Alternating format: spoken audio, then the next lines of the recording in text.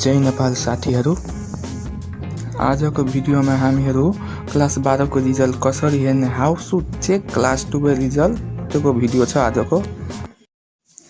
सबैभन्दा पहिला गुगलमा गइसकेपछि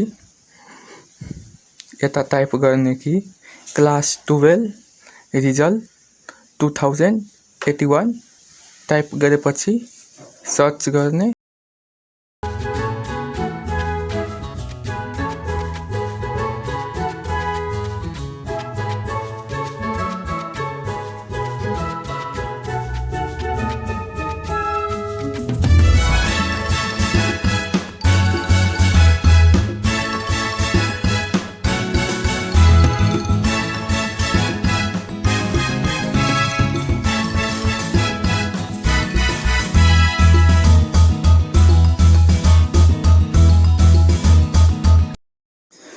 सर्च गरिसकेपछि यता धेरै वेबसाइटको नामहरू सो हुन्छ।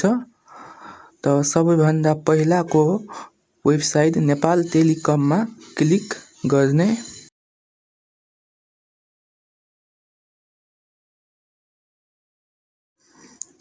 क्लिक गरिसकेपछि यस्तो इन्टरफेस खुल्छ। यता सिम्बल नम्बर र डेट अफ बर्थ दुवै चाहिन्छ। त पहिला हामीहरू सिम्बल नम्बर टाइप गर्ने, त्यसपछि डेट अफ बर्थ टाइप गर्ने। सिम्बल नम्बर एउटा पनि नम्बर गल्ती हुनु परेन, गल्ती भएपछि रिजल्ट सो गर्दैन।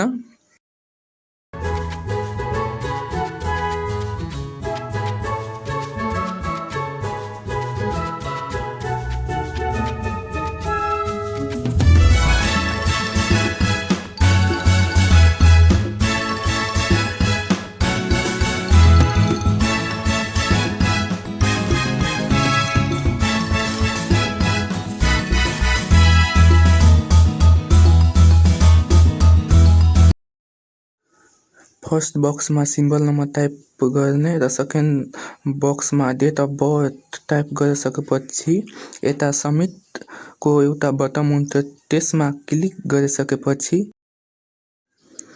गरिसकेपछि हामीहरूको अगाडि रिजल्ट सो भइहाल्छ।